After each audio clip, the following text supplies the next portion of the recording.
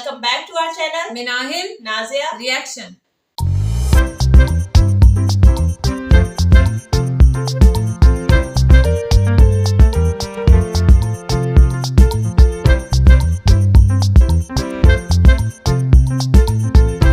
तो आज इस वीडियो में हम रिएक्शन देने जा रहे हैं। उसका टाइटल है वीडियो का टाइटल है what is Sengol, know about it's history and significance, और इनके चैनल का नेम है नरेंद्र मोदी।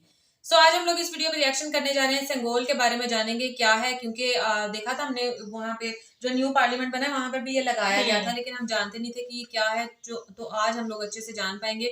लिंक और टाइटल आपको मिलेगा डिस्क्रिप्शन बॉक्स में, जरूर से चेकआउट कीजिएगा इनके चैनल को। और अगर आप हमारे चैनल पे नहीं है तो जल्दी से सब्सक्राइब कर लें और ज्यादा से ज्यादा फ्रेंड्स और फैमिली के साथ शेयर करें। जल्दी से बढ़ते हैं वीडियो की जानिब और देख लेते हैं ये वीडियो। आज का ये दिन महत्वपूर्ण है। माननीय प्रधानमंत्री श्री नरेंद्र मोदी ने एक नया इतिहास रचा है।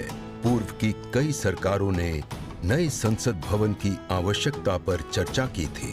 माननीय प्रधानमंत्री ने इस पर विचार किया और नए भारत के निर्माण की अपनी दूरदर्शिता के साथ उन्होंने नए संसद भवन का निर्माण कराया, जो हमारी विरासत और परंपराओं को आधुनिकता से जोड़ती है।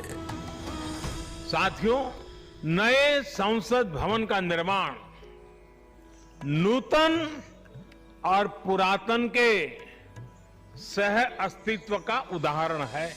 ये नई संरचना लगभग 59,000 श्रमवीरों के योगदान से बनाई गई है। माननीय प्रधानमंत्री ने राष्ट्र की ओर से उनका आभार प्रकट किया है। 75 वर्ष पहले की स्वतंत्रता की भावना को पुनर्जीवित करते हुए माननीय प्रधानमंत्री ने आज तमिलनाडु के अधीनमों से सेंगोल को स्वीकार किया है। सेंगोल राष्ट्र के लिए न्यायपूर्ण और निष्पक्ष शासन का स्मरण कराता है। सेंगोल तमिल शब्द सेम्मई से लिया गया है, जिसका अर्थ है नीति परायणता। इसके शीर्ष पर न्याय के प्रतीक पवित्र नंदी अपनी अचल दृष्टि में विराजित हैं। बहुत मुश्किल लैंग्वेज है। ये वही सेंगोल है जिसे श्री जवाहरलाल नेहरू ने 14 अगस्त 1947 की रात को थिरुवावडथुरई आदीनम से एक अनुष्ठान के माध्यम से स्वीकार किया था, जिसका आयोजन भारतीय सभ्यता के अनुसार किया गया था। उसके बाद इस पवित्र सेंगोल को यथोचित सम्मान और स्थान न मिल सका, जो मिलना चाहिए था। इतने सालों से नहीं मिला। कहानी मुड़ती है तमिलनाडु के कांचीपुरम की ओर, जहां पूजनीय कांची मठ का आसन है। 15 अगस्त 1978 मठ के 68वें प्रमुख परम पावन श्री चंद्रशेखरेंद्र सरस्वती स्वामीगढ़, जो महापेरियवा अर्थात प्रबुद्ध ज्येष्ठ के रूप में जाने जाते हैं, वे सेंगोल वृतांत को स्मरण करते हुए अपने अनुयायी डॉक्टर आर सुब्रमण्यम से इसका वर्णन करते हैं, जिसे उन्होंने अपनी किताब में स्थान दिया है।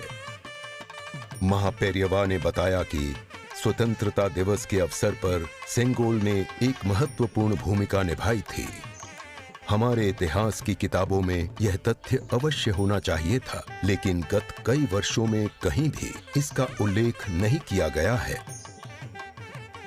एक बार इस अद्भुत संस्मरण के सार्वजनिक होने पर तमिल मीडिया व प्रकाशनों ने इसे अपने संपादनों और वेबसाइटों में वरीयता दी। माननीय प्रधानमंत्री एक परंपरागत प्रतीक की खोज में थे। तत्पश्चात सेंगोल ने उनका ध्यान आकर्षण किया। उन्होंने इसकी जांच करवाई, जिसका प्रमाण मीडिया विश्लेषणों और पुस्तकों में मिला। आखिरकार सेंगोल की खोज पूरी हुई। यह ऐतिहासिक सेंगोल इलाहाबाद संग्रहालय में मिला। ये चोला साम्राज्य से चली आ रही हमारी भारतीय सभ्यतागत प्रथा है। चोला सदियों तक हमारे उपमहाद्वीप के अग्रणी साम्राज्यों में से एक थे। सबसे महत्वपूर्ण बात यह है कि सेंगोल के प्राप्तकर्ता के पास न्यायपूर्ण और निष्पक्ष रूप से शासन करने का आदेश होता है, जिसे तमिल में आणई कहा जाता है। इस विचार से माननीय प्रधानमंत्री प्रभावित हुए। उनके अनुसार जनता के लिए चुने गए लोगों को इस आदेश को कभी नहीं भूलना चाहिए। उन्होंने यह निश्चय किया कि इस अद्वितीय प्रतीक को अमृत काल के प्रतिबिंब के रूप में अपनाया जाना चाहिए, ताकि राष्ट्र अनंत संभावनाओं से परिपूर्ण रहे। सेंगोल को आज सुबह संसद में उसके सुयोग्य स्थान पर स्थापित किया गया। यह सभी के लिए भारत सरकार के न्यायपूर्ण और निष्पक्ष शासन के अटूट संकल्प का स्मरण कराता है। इस दृढ़ता के साथ भारत विश्व गुरु के रूप में अपना यथोचित स्थान ग्रहण करने की ओर बढ़ रहा है।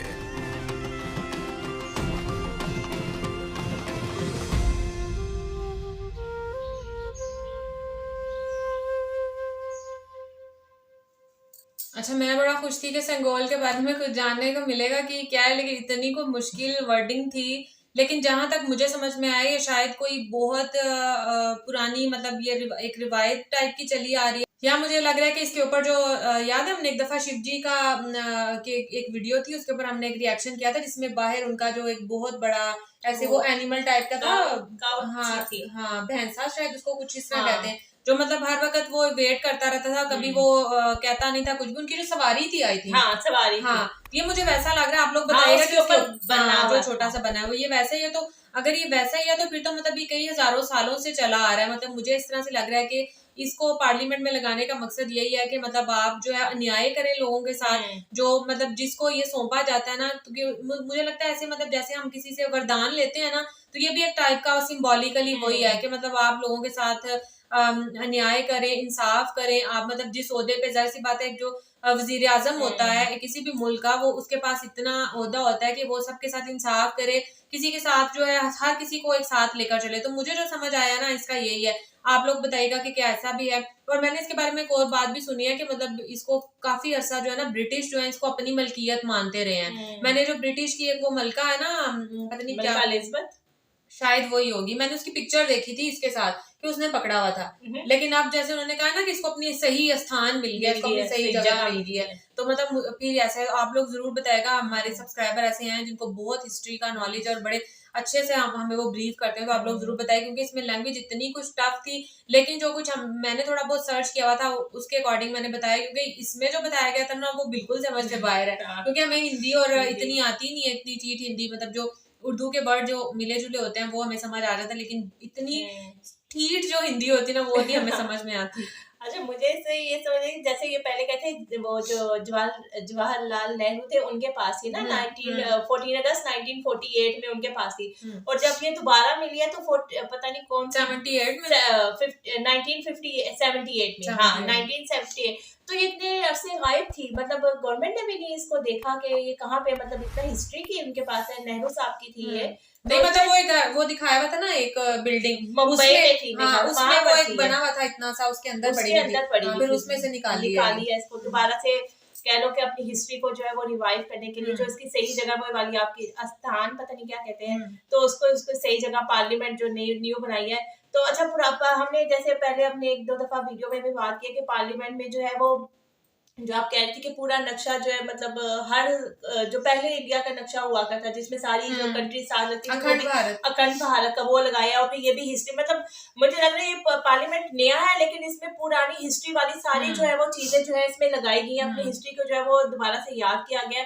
तो अच्छी बात है कि अपनी जो हिस्ट्री की चीजें हैं उनको दोबारा से रिवाइव करना चाहिए और उनको संभाल के रखना चाहिए। और उनको मेरे ख्याल से मोदी जी के हाथ में बिल्कुल सही हाथों में गया है। जैसे आपने भी कहा कि हमें जो इसे मतलब समझ में आए वो यही है कि अन्याय मतलब सबके साथ इंसाफ है। तो हमने मोदी जी को देखा भी है कि वो जो है वो सबको एक साथ लेके चलते हैं, चाहे वो अमीर हो गरीब हो। उन्होंने हमेशा इंसानियत के बारे में जो सोचा है, तो मेरे ख्याल से बिल्कुल ये जो है वो सही हाथों में तमिलनाडु वालों ने इनको दिया है ना, तो बिल्कुल सही हाथों में जो है वो ये गई है।